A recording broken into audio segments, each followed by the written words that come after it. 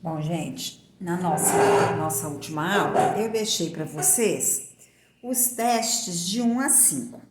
Então, nós vamos corrigir esses testes para a gente passar para frente. Então, vamos lá. Teste 1. Minecraft é um jogo virtual que pode auxiliar no desenvolvimento de conhecimentos relacionados a espaço e forma. É possível criar casas, edifícios, monumentos e até naves espaciais, tudo em escala real, através do empilhamento de cubinhos. Um jogador deseja construir um cubo com dimensões 4 por 4 por 4, quer dizer, comprimento, largura e altura 4. Ele já empilhou alguns dos cubinhos necessários, conforme a figura. Então, ele usou 2 placas completas, uma placa faltando 2 cubos e outra placa faltando 2, 4, 4, 8, 9. Então, aí perguntou: os cubinhos que ainda faltam empilhar para finalizar a construção do cubo juntos formam uma peça única, capaz de completar a tabela. O formato da peça capaz de completar o cubo 4 por 4 por 4 então o cubo é esse aqui, né? Ele quer uma placa que coloque aqui, que encaixe aqui para formar um cubo 4 de largura, 4 de comprimento, 4 de largura e 4 de altura. Desses formatos aqui, o que vai satisfazer é o formato A. Olha, os dois tá aqui. Não tem como eu te mostrar. Deixa eu ver se vai ter jeito de mostrar tudo. Então, aqui, ó. Esses dois são esses dois que vão encaixar aqui. Esses 4 vão encaixar aqui, ó. E os 4 aqui. E aqui ficou esses dois. Então, o correto é o A. Então, esse era só marcar, né? Aí nós vamos pro teste 2. Vamos lá.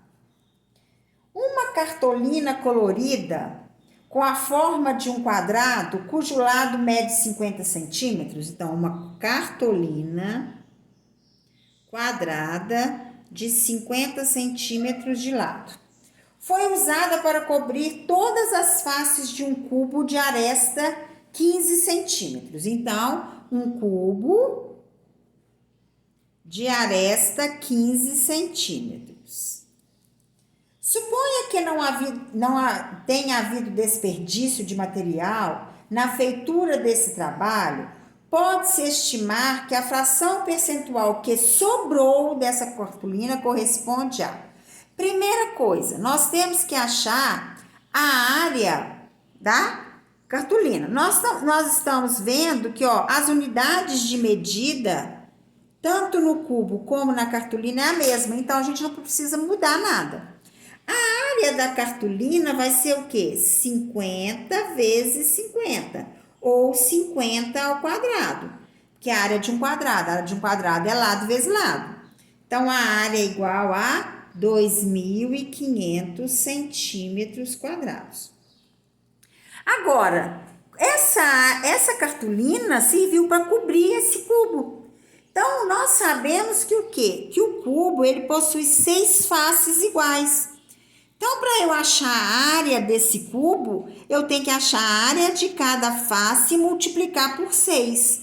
Então, vai ser 6 vezes 15 vezes 15. Então, a área é igual a 6 vezes 15 vezes 15 é 125. Então, a área é igual a 125 vezes 6, 6 vezes 5, 30, 6 vezes 2, 12, 3, 15, vai 1, 6 vezes 1, 6 e 1, 7. Não, 15 vezes 15 é 225, né? Então, 6 vezes 5, 30, vão 3, 6 vezes 2, 12, 3, 15, vai 1, 6 vezes 2, 12 e 1, 13. Dá 1.350 centímetros quadrados. O que ele quer? Ele quer a fração percentual do que sobrou dessa cartolina. Para eu saber o que sobrou, o que eu tenho que fazer? A área da cartolina menos a área do cubo. que deu 1.150 centímetros quadrados, que foi o que sobrou. Para eu achar a porcentagem, a fração percentual, o que eu tenho que fazer? O que sobrou, que é 1.150, em relação à área da cartolina. Por quê? Ele perguntou, supondo que não tenha havido desperdício de material na feitura desse trabalho, pode-se estimar que a fração percentual que sobrou dessa cartolina. Então, aqui, ó, aqui eu posso simplificar, eu tenho que transformar essa fração no denominador 100, para transformar em porcentagem, ok? Então, eu posso dividir aqui por 5. 115 dividido por 5, para ficar mais fácil. 2, quem quiser fazer a divisão direta, não tem problema não. 2 vezes 5, 10, 11, 15 por 3, 5 vezes 3, 15. Deu 23. E 250 dividido por 5 deu 50. Então, eu vou dividir. Deu 50, eu tenho como chegar em 100, multiplicando por 2, ó. 23 vezes 2, 46. Então, sobraram 46% da cartolina, que é a letra A. Ok? Viu? Fica mais fácil a gente ir simplificando quando fala em porcentagem, transformar o decimal em 100, que é por cento. Número 3. Uma fábrica comercializa chocolates em uma caixa de madeira, como na figura. Então, esse aqui eu vou até mostrar a figura aqui para vocês. A caixa de madeira tem a forma de um paralelepípedo retângulo, cujas dimensões externas em centímetros estão indicadas na figura. Então, ela tem 20 centímetros de comprimento, 8 centímetros de altura e 20 de largura. Sabe-se que a espessura da madeira em todas as suas faces é de meio centímetro. O que quer dizer? Aqui, ó, é meio centímetro, aqui é meio centímetro, meio centímetro e meio centímetro. A hora que você abre a caixa, aquela que tem, você tira a tampa da caixa, tem aquela espessurazinha assim, ó. É aquilo que dá. Qual é o volume de madeira utilizado em centímetros cúbicos na construção de uma caixa de madeira? Então, o que eu tenho que fazer? Eu vou ter que achar a área com a parte externa, o volume com a parte externa toda e o volume interno. Depois, subtrair esses dois que eu vou achar o que tem de madeira. Então, nós vamos lá. Vou chamar de volume 1 o volume da caixa toda, que vai ser, ó, o volume da caixa toda, que é 20, que é de comprimento, vezes a altura, que é 8, vezes a largura, que é 20. Então, o volume é igual. 20 vezes 20, 400. 400 vezes 8 deu 3.200 centímetros cúbicos, ó. Agora, eu vou achar o volume interior, porque, olha só, se aqui é meio e aqui é 19, meio mais meio é 1. Aqui é 20, então o interno ficou 19. A altura, mesma coisa, você tirou meio aqui embaixo, meio aqui em cima era 8, ficou 7. E o comprimento, a mesma coisa, aqui é meio, meio mais meio, 1, 20 menos 1, 19. Então, o volume interno da caixa ficou 19 vezes 7 vezes 19. O volume interno ficou igual a 2.527 centímetros cúbicos. Para eu achar o volume da madeira, o que eu tenho que fazer? O volume externo, o volume da madeira vai ser o volume externo, que é 3.200, menos o volume interno, que é 2.527. Então, o volume da madeira vai ser igual a 673 centímetros cúbicos, que é a letra C, ok? Agora, atividade 4. A 4. Então, vamos lá. Vocês estão vendo que tudo é questão de Enem, né? Então, não, tem da PUC também, mas a maioria é Enem. O condomínio de um edifício permite que cada proprietário de apartamento construa um armário em sua vaga de garagem. O projeto da garagem na escala 1%. Nós já vimos escala. Foi disponibilizado aos interessados já com as especificações das dimensões do armário, que deveria ter o formato de um paralelepípedo retângulo com dimensões no projeto. Então, as dimensões no projeto é de 3 centímetros por 1 centímetro por 2 centímetros. Se ele está na razão 1/100, a cada 1 centímetro representa 100 centímetros no real. Então, o armário, 3 centímetros, 300 centímetros, 100 centímetros e 200 centímetros. Por quê? Perguntou o quê? O volume real do armário.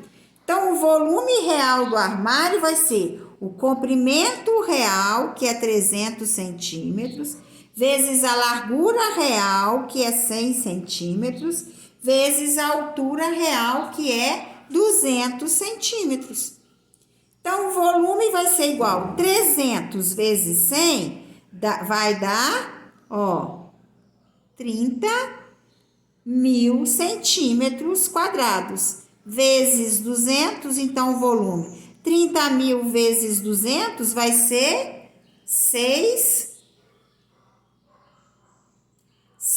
milhões de centímetros cúbicos, que é volume. Então, aqui, é só contar 3 vezes 2, 6. Quantos zeros? 1, 2, 3, 4, 5, 6. Então, tem que ter 6 zeros no resultado, ok? Que é a letra E. E o último, que é o número 5, deu. Então, o último, o número 5 também, vou colocar aqui porque tem um desenho. Então, foi dado. Alguns objetos, durante a sua fabricação, necessitam passar por um processo de resfriamento. Para que isso ocorra, uma fábrica utiliza um tanque de resfriamento, como mostrado na figura. Tá aqui. Tá vendo que ela não está totalmente cheia. O que aconteceria com o nível de água se colocássemos no tanque um objeto cujo volume fosse de 2.400? O nível subiria 0,2 centímetros, fazendo a água ficar com 20,2 centímetros de altura? O nível subiria 1 centímetro, fazendo a água ficar com 21 centímetros de altura? O nível subiria 2 centímetros, fazendo a água ficar com 22 centímetros de altura? O nível subiria 8 centímetros, fazendo a água transbordar? O nível subiria 20 centímetros, fazendo a água transbordar? Então, o que nós temos? Que o comprimento da caixa é 40, a largura é 30 e a altura é 25. Só que ele não está totalmente cheio. Se tem 5 centímetros abaixo, então a altura que tem de água é de 20 centímetros. Então, nós vamos achar o volume total, como se tivesse cheio, é uma das possibilidades, vou chamar de volume 1, que vai ser 40 vezes 30 vezes 25. Então, o volume total é igual 40 vezes 30, 1.200. 1.200 vezes 25, 30.000 centímetros cúbicos. Vou achar o volume com 20, o volume até onde tem a caixa. Então, o volume 1 vai ser igual a 40 vezes 30 vezes 20, até onde tem água. Então, o volume 1 é igual a 40 vezes 30, 1.200. 1.200 vezes 20, 24.000 centímetros cúbicos.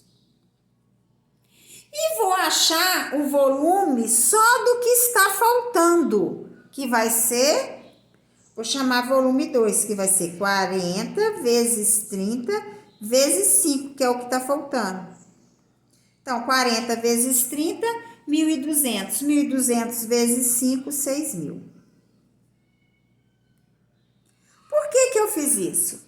Porque ele quer perguntar se ele colocar um objeto que tenha 2.400 centímetros cúbicos de volume, o que acontece? Se vai transbordar.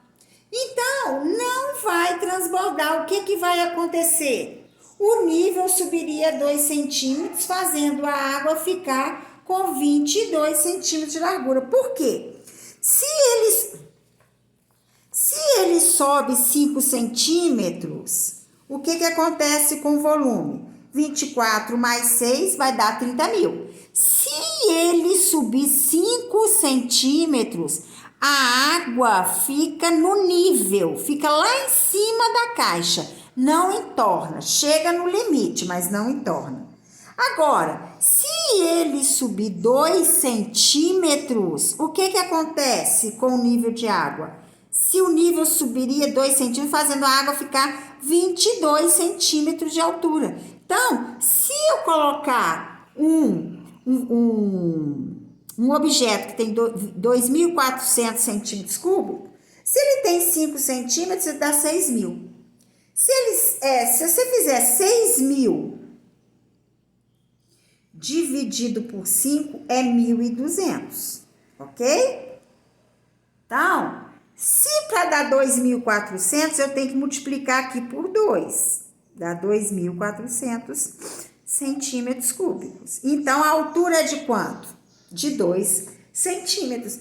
Então, para ter um volume de 2.400 centímetros cúbicos, o que acontece com a altura? A altura aumenta 2 centímetros e a água vai ficar com 22 centímetros. Então, é a letra C. Deu para entender? Então, se a gente aumentar os 5 centímetros que falta, dá 6 mil. Se a gente dividir por 5, o volume de 1 centímetro dá 1.200. De 2 centímetros dá 24. Então, o que acontece com a água? A água sobe 2 centímetros e a altura da caixa fica com 22 centímetros de altura. Ok? Então, gente, o que nós vamos fazer agora? Nós vamos passar para a nossa apostila 4. Eu sei que ninguém tem a apostila ainda, a apostila não foi entregue. Então, eu vou dar uns minutinhos para vocês abrirem aí a apostila no computador de vocês. Por quê? Porque eu também não tenho apostila, não. Eu estou olhando pela página do meu Bernoulli. Então, eu vou esperar. Então, abram aí a apostila, porque nós vamos começar com o capítulo 10.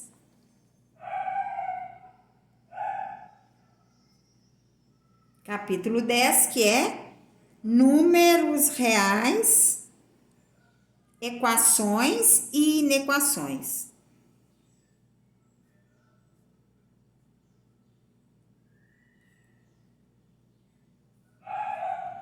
Então, nós vamos começar neste capítulo para sair um pouco das atividades que vocês também já estão cansados de fazer revisão, ok? Então, vamos lá. Podem ir para a página 4.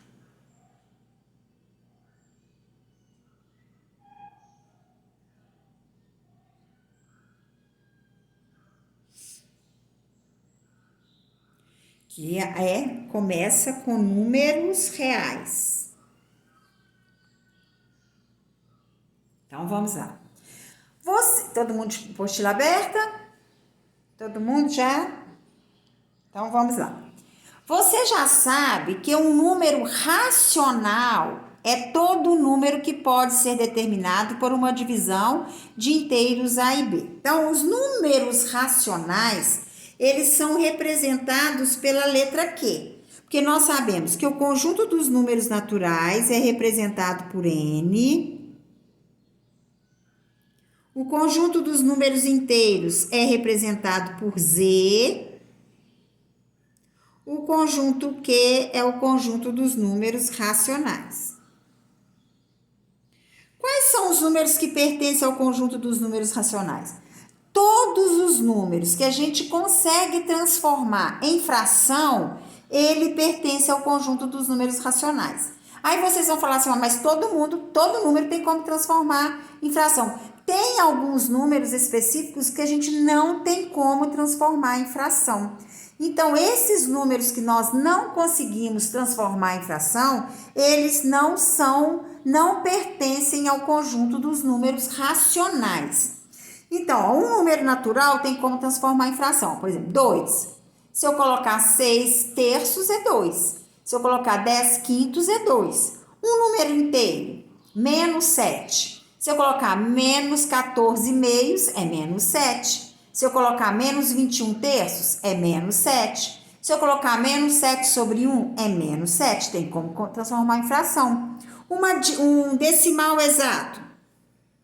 Por exemplo, 0,3. Eu tenho como transformar em fração. Vai ser 3 décimos.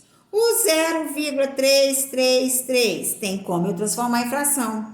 Que vai ser 3 nonos, que é 1/3. Nós já vimos como transformar uma dízima periódica em fração. Agora, tem alguns números que a gente não consegue transformar em fração. Quais são esses números? Os números irracionais são aqueles números que não são periódicos, mas são infinitos. Por exemplo, a raiz quadrada de 2.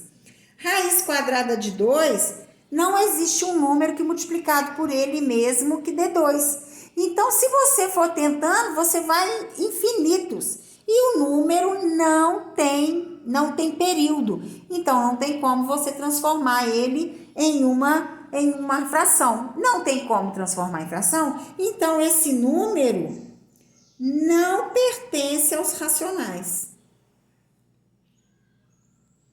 Ok? Então, a partir dessa definição, surge a pergunta: existem números que não são decimais exatos ou dízimas periódicas?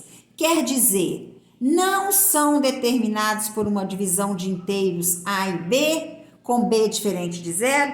Nós sabemos que B é diferente de zero, porque toda fração não tem como ter denominador zero. Não existe fração com denominador zero. Então, para responder a essa pergunta, usaremos nossa imaginação e criatividade. Podemos inventar números. Por exemplo, eu posso falar que esse número aqui, ó, 1,2, 3, 4, 5, 6, 7, 8, 9, 10, 11, 12, 13. É um número, ó. Ele é periódico? Não. Existe alguma sequência de números que repetem iguais? Não. Então, ele é um número irracional. Ele é um número que eu não consigo colocar nos números racionais. Por quê? Porque eu não consigo transformá-lo em fração. Para pertencer ao conjunto Q, tem que ser um número que eu possa transformar em um número fracional. Então, como a sequência de números primos é infinita, então, ali o exemplo que ele deu, ele inventou um número com todos os números primos. 2, 3, 5, 7, 11, 13, 17, 19, 23 e assim por diante. Então, ali tá, como a sequência dos números primos é infinita e crescente, porque os números primos vão crescendo, é igual a esse número que eu criei aqui, ó. Foi crescendo, 2, 3, 4, 5, 6, 7, porque eu formei um número com a sequência dos números naturais. Alguns que se repetem, em nenhum momento tem algarismos que se repetem periodicamente. Assim, não temos uma dízima periódica. Se esse número inventado é um número com infinitas casas decimais, que é o caso desse aqui que eu fiz também, e não possui período, não pode ser um número racional. Voltando, um número para ser racional, ele tem que ter como transformá-lo em fração. O número irracional não tem como ser transformado em fração. Então, continuando. Eles construíram outro exemplo com os números, com os números 0,1, 3, 5, 7, com os números ímpares.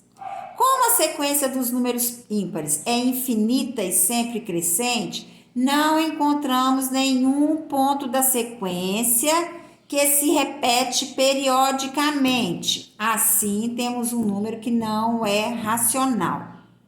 Existem, então, para que a resposta seja sim, bastam esses dois números e outros números que quisermos inventar usando a mesma lógica. Existem números que não são racionais, que, por exemplo, no caso aqui do meu exemplo, esse número não é um número racional, que eu já falei para vocês que ele é chamado de número irracional. Então, o número que não é natural, não é inteiro, não é racional, ele é um número irracional. Então, podemos citar outros números. Ó, raiz quadrada de 2 não é um número racional. Raiz quadrada de 3, raiz quadrada de 5, raiz cúbica de 2, raiz quinta de 10. Tem, enfim, todo número que tem uma raiz, que não existe uma raiz exata, esse número é um número irracional. O número π, o número φ, tudo é número irracional. Por quê? Porque ele não tem fim e não é periódico. Apesar de o conjunto dos números racionais ser um conjunto denso, um conjunto grande, não é possível associar esses números com todos os pontos da reta.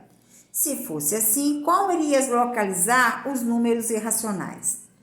A união do conjunto dos números racionais com o conjunto dos números irracionais forma o conjunto dos números reais. Então, o conjunto dos números reais é o maior conjunto que existe até agora que vocês vão estudar. Então, esse conjunto dos números racionais, dos números reais, é igual à união do conjunto Q, que é os números racionais, união com o conjunto I, que é o conjunto dos números irracionais. Por que aí vocês vão falar assim, por que não é o N e o Z? Porque o N é o menor conjunto que existe. Depois do N, formou o Z. O conjunto Z é a união dos números naturais, que é 0, 1, 2, 3, 4, 5, mais os números negativos. Formou o conjunto Z. O conjunto Q são todos os números naturais, todos os números inteiros, mais as frações, as dízimas periódicas e os decimais exatos. Depois, o conjunto I, ele é um conjunto unitário, ele é um conjunto sozinho. Mas a união desse conjunto I com o conjunto Q formou o conjunto R. Então, por isso que a gente não precisa colocar união de N com Z, com Q, com I é igual ao conjunto R. Por quê? Porque o Q já é a união do N com Z.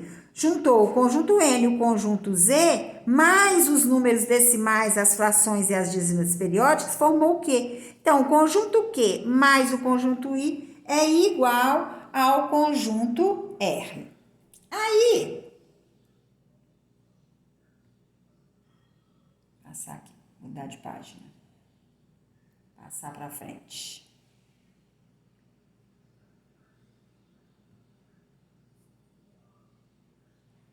Então, agora, nós vamos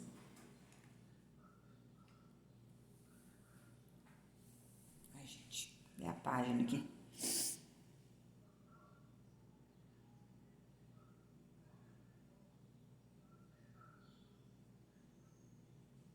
Voltou lá para a página 1. Ai, ai. Agora nós vamos lá para nossa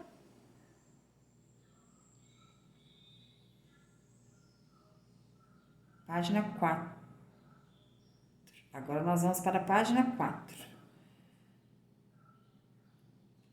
Então, na página 4, nós temos lá, ele deu uma outra maneira do conjunto R. O conjunto R também é igual a X pertence, R é igual X tal que X pertence a Q ou X pertence a Y. O que quer dizer isso? Que o conjunto R, os números que pertencem ao conjunto R, pertencem ao conjunto Q ou pertencem ao conjunto I. Porque o conjunto Q e o conjunto I são conjuntos separados. Então, se o número pertence ao conjunto Q, que pertencendo ao conjunto Q pertence a N, pertence a Z, ou se o número pertencer ao conjunto I, então ele vai pertencer ao conjunto R. Então, continuando. Cada número real está associado a um ponto na reta. O que quer dizer isso? A reta numérica, em cada parte, só tem um número que pertence àquele lugar na reta. Cada um tem o seu espaço aqui. Então, eu tenho uma reta aqui. Vamos supor que aqui é 0. Se aqui é 0, aqui só pode ficar 0. O 1 não pode ficar ali, não. Então, olha só, eu tenho o 0. Então, aqui é 1, aqui é 2, aqui é 3, aqui é 4, aqui é menos 1, menos 2, menos 3, menos 4. Se o 1 tá aqui, eu não posso falar que o 1 tá aqui. Então, cada número pertence ao seu lugar na reta. Então, dizemos que o conjunto dos números reais e os pontos da reta estão em correspondência biunívoca. O que quer dizer? Relação que associa cada elemento de um conjunto com um único elemento do outro conjunto e vice-versa. Quer dizer, o número 1 tem um único ponto na reta, o menos 3 tem um único ponto na reta. Então, se eu quiser o meio, eu venho aqui, o meio vai estar entre o 0 e o 1, vai estar na metade. Então, o meio vai estar aqui. O meio não pode ficar no lugar do 1. 3 meios vai estar aqui, ó. 3 meios. Se eu quisesse 3,5 tá aqui, ó. Se eu quisesse menos 1/3 é o quê? 1 dividido é 0,33333. Então, é como se aproximadamente 0,3. Aqui é 0,5. 1, 2, 3. Vai dar mais ou menos aqui, ó. Menos 1/3. Então, cada número tem o seu lugar na reta. Então, ao trabalhar com os números irracionais na forma decimal, precisamos, conforme a necessidade, decidir o número de casas decimais que queremos para uma aproximação. Então, geralmente, o problema te dá. Por exemplo, eu não sei quanto que é a raiz quadrada de 3. Aí eu vou pedir para vocês acharem a raiz quadrada de 3, mas eu não quero que vocês usem a calculadora. Vocês vão fazer por aproximação com uma casa decimal. Você sabe que a raiz quadrada de 3 está entre a raiz quadrada de 1, que é um quadrado perfeito, e a raiz quadrada de 4, porque 4 é outro quadrado perfeito. Então, a raiz quadrada de 3 é maior que a raiz quadrada de 1 e menor que a raiz quadrada de 4. Então, qual que é a raiz quadrada de 1? É 1. Qual é a raiz quadrada de 4? É 2. Se a raiz quadrada de 3 é maior que 1 e menor que 2, eu sei que a raiz quadrada de 1 é 1, alguma coisa, que é maior que 1. Aí você vai por tentativa, 1,1 vezes 1,1, 1,2 vezes 1,2, 1,3 vezes 1,3, 1,4 vezes 1,4, 1,5 vezes 1,5. Vai fazendo a multiplicação. Só que a gente já, algumas contas, a gente já sabe, por exemplo, se você falar 12 vezes 12 é 144. Então, é 1,44. 1,44 está muito distante de 3. Se você falar 1,5 vezes 1,5 é 2,25. Está próximo do 3. 1,6 vezes 1,6, aí esses números já são mais difíceis da gente usar. Então, 6 vezes 6, 36. 6 vezes 1, 9. 1 vezes 6, 6. 1 vezes 1, 1. 6. 9, 6, 15, ó. 2,56. Aí eu vou lá ver 1,8. Vamos lá ver 1,8. 1,8 vezes 1,8. 8 vezes 8, 64. 8 vezes 1, 8. 8, 6, 14. 1 vezes 8, 8. 1 vezes 1, 4, 12. Ó, deu 3,24. 3,24 passou do 3. Então, 1,8 não é o resultado. 1,7. 1,7 vezes 1,7. 7 vezes 7, 49. 7 vezes 1, 7, 4, 11. 1 vezes 7, 7. 1 vezes 1, 1. 9, 8, 2. 2,89. Então, a raiz quadrada de 3 com uma casa decimal é 1,7. É o número mais próximo do 3. O número que eu multiplicar por ele mesmo, que chega mais próximo do 3, é o 1,7. Então, a raiz quadrada de 3 com uma casa decimal é 1,7. Aproximadamente. Se eu tiver pedido com duas casas decimais, o que você faria? 1,71